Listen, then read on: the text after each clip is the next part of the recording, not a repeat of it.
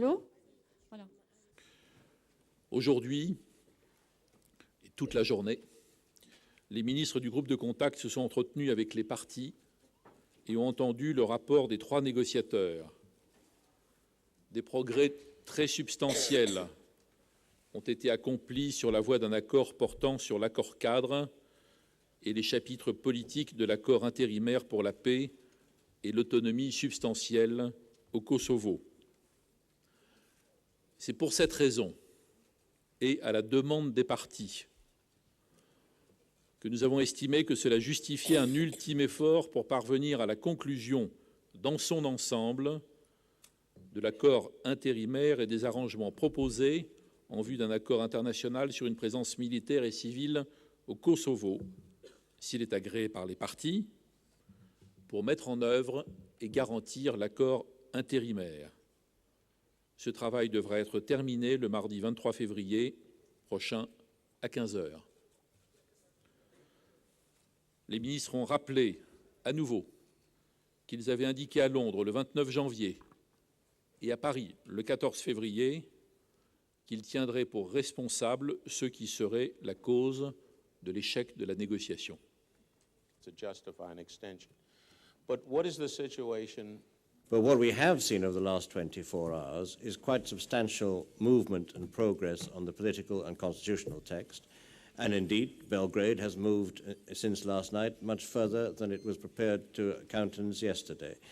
In the light of that movement, and given that we are close to agreement on both sides, we think it is right to carry on talking and to carry on the pressure on both sides to reach an agreement. We're going to do that, even if we can't guarantee success by Tuesday. Sur le volet politique de l'accord, les 2 parties ont fait des progrès dans la bonne direction. Mais sur le plan militaire, qui est donc une garantie indispensable et qui fait partie intégrante de l'accord dans son entier, c'est toujours la délégation de la Yougoslavie qui se refuse à faire les concessions ou à prendre les décisions qui nous paraissent indispensables. Il y a donc, sur un certain nombre de points de l'arrangement politique, encore à travailler, de part et d'autre, mais il y a surtout cette décision majeure à obtenir de la part de la Yougoslavie sur la présence militaire sur le terrain.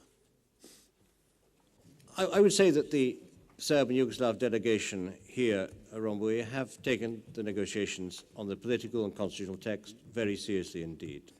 And through the night until 5 o'clock this morning, they worked on it and did arrive at an outcome which is very, very close to agreement between the 2 parties.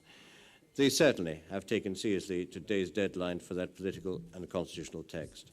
And we will continue to take this exercise extremely seriously. What is at risk here is the continuation of bloodshed and conflict in Kosovo, and we are united in our determination to end it.